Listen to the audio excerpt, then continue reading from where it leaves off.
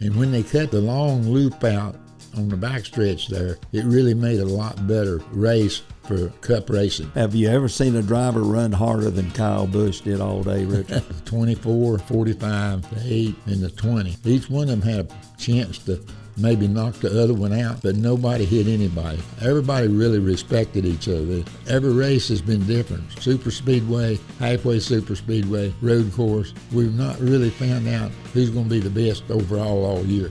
Well, Dale, you missed a beautiful day in Texas. Yeah, I sat and watched every moment of it on television and only seen what they showed me. So what did you see I didn't see? Well, nothing, because it's so big and so spread out that you can't get anywhere where you can see the real race. Okay? You ought to try that tower. Well, I'm scared of heights. Okay. Okay, yeah. Okay. Yeah, you could have probably seen the race from there, but any other place.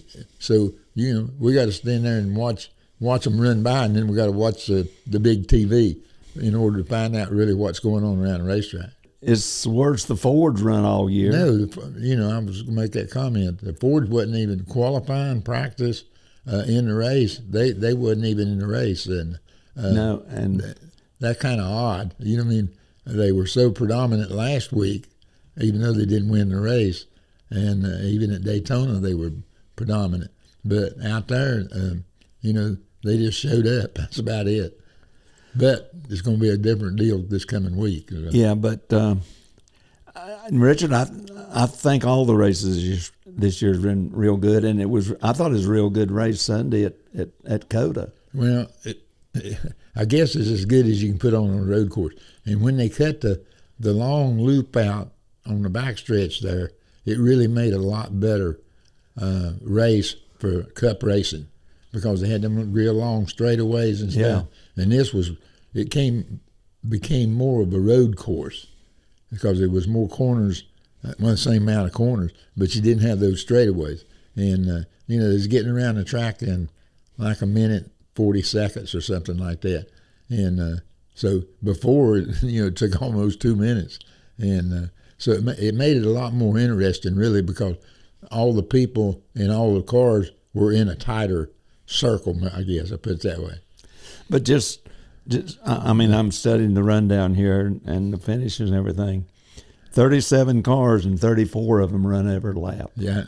Well, the rest of them got the wheels knocked off. Well, that was about it. And but the race started. When it started, it was really interesting. There was 3 or 4 of the guys came up through the crowd, and some of the ones in the back came on up. So it was pretty interesting till about 2 laps before they had to break, because then everybody started stopping, and I got all confused. I mean, Bubba ran really good to begin with. He's run up there, and first thing I knew, he went back, and he was running about 12th or 14th, and everybody in front of him pitted, and he winds up winning that stage. Winning the first stage. So yes. that's what messes me up, me trying to watch it and then find out, when they come back out, who's stopped and who's not and where they're at. Yeah, but have you ever seen a driver run harder than Kyle Busch did all day, Richard? No, he drove his fanny off, I guess I put it that way. But that little boy in that 20 car, he drove pretty hard too, okay? And there was 4 or 5 of them that really did. You got to figure, AJ was up there for a while, and then he faded right at last. Yeah, you don't know. Him. You don't know what happened to him. I don't know what happened to him, but anyhow, the ones that really wound up running up front, finishing up front, was the ones that really run up front all day. They run the fastest, even though they might have been 8th or 10th. They were still the best cars, so they kept working their way back to the front. But as the leaders stopped, Richard, before they closed the pits for the stages, they pitted and come back out in the top 10. And still running 4th or 5th. That's how far. That's what I say. But that's how far ahead they were. Yeah, but didn't nobody ever run off and leave nobody? No, there was always a crowd. Nobody ever got by themselves. Yeah, But I guess Chase Elliott got spun out and messed up the first lap, first lap, corner. Yeah. The one car, him and the one car got hung up, I guess. Yeah, the one car just hung up. Okay, yeah. run over him, But he got all the way back, and I he's guess back. of all the whole deal, he must have drove the hardest all the way through, because he started dead last, way behind, and still wound up fourth.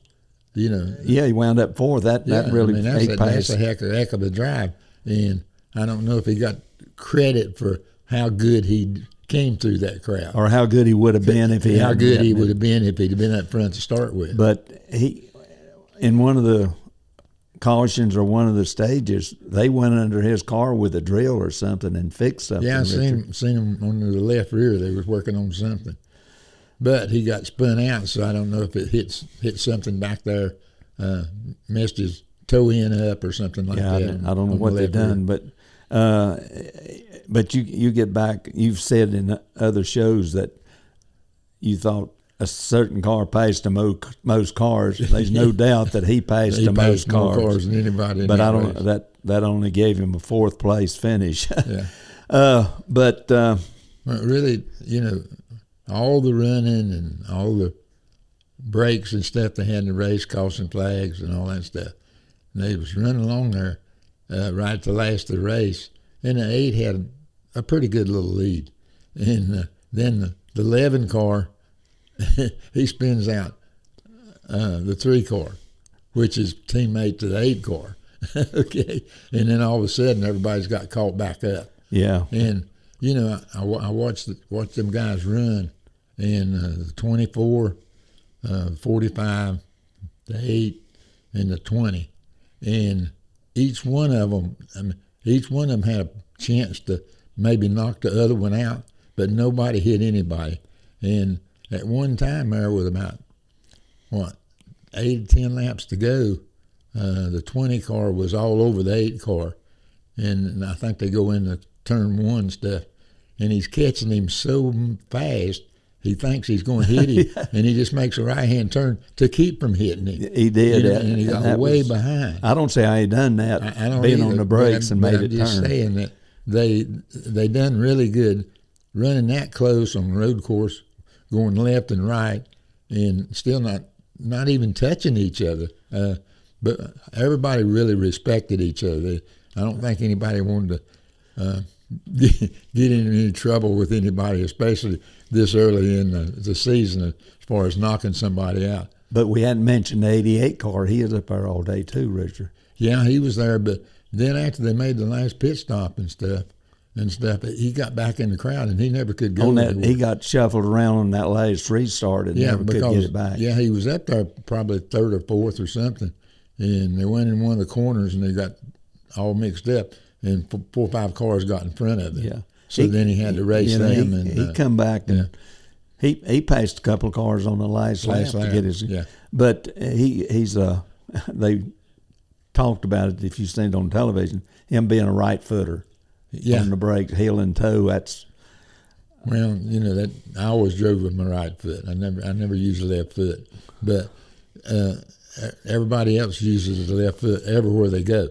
And I guess he was probably like me. He started when you didn't have any brakes, so if you use your left foot, you wore your brakes out real quick. So I just always learned to drive just with my right foot. But we sure wish the 42 and the 43 to run a little bit better. Well, they were terrible practicing, qualifying, and the race. They didn't get any better. And, I don't know. Hopefully they get back home and find something wrong with their cars. And they really missed something. I don't know. I think the 43 started out pretty good to begin with, but 8 or 10 laps he wore his front tires out, so the car was so unbalanced, and then they never did hit it. But I believe, Richard, all through the field back in 22nd to 28th, they're still racing those back people there. Were racing, okay. See, you're in a deal out there.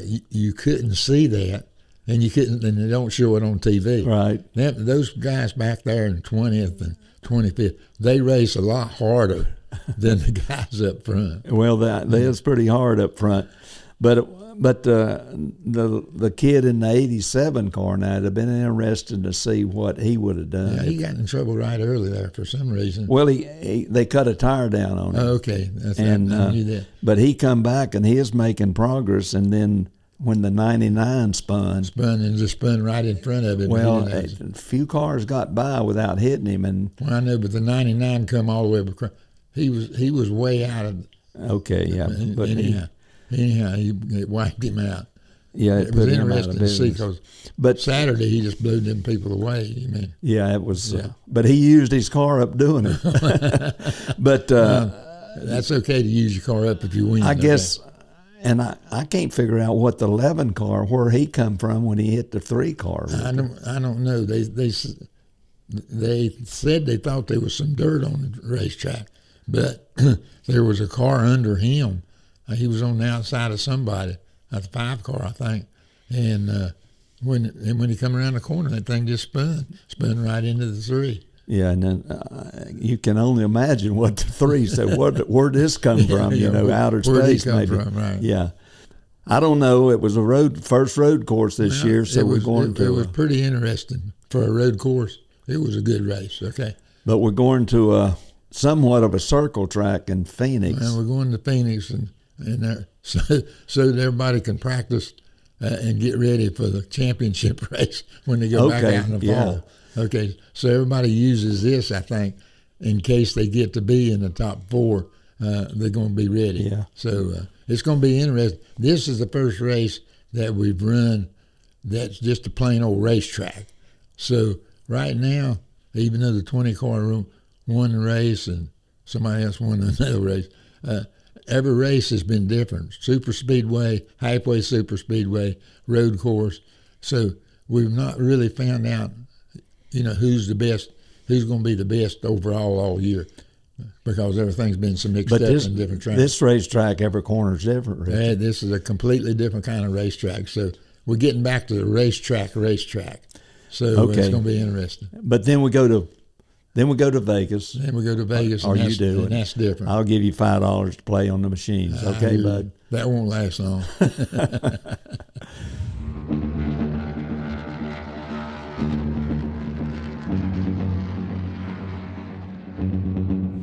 Yeah, I like to run road courses because I come off of dirt, and the road courses we run wasn't as sophisticated as what they got them now, where they got bumpers and all that stuff. Used to, you go around a corner and you run out in the dirt and just kept on going. So I used the road course and run it like it was a dirt track. Road courses. He really loved Riverside, and we won some races out there. And of course, but our equipment wasn't good enough back then when we first started running a few road courses, Richard. The transmission just wouldn't last, and we wasn't smart enough to pick up the gas and pick up the oil on left and right turns, and all that's been fixed for everybody. So road racing when you first started was completely different. Completely different.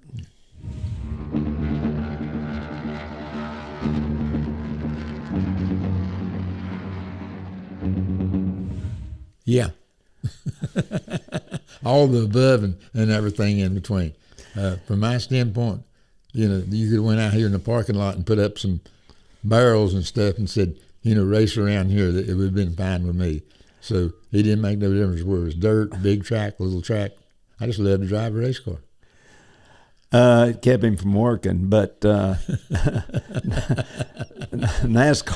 NASCAR sent entry blanks for the racetracks, and Ms. Petty sent them back, and we went and ran them.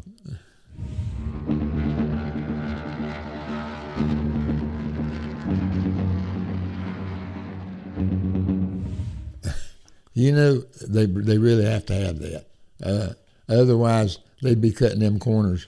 They'd be clean off the racetrack, cutting corners. So basically, and especially the way the cars are now set up for road racing and people are road racers, you got to have boundaries. So you got to have rules for the racetrack.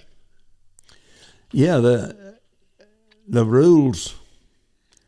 Yeah, there was plenty of runoff places out there, and from the sky cams from them helicopters and things. I don't know where all the shots come from, but there was so much paint sometimes you can hardly tell where the track was at. But and then there was one place where they stirred up a lot of dust, and of course when the 3-car come back on the racetrack from the gravel pit, he put enough gravel on there to gravel a dirt road.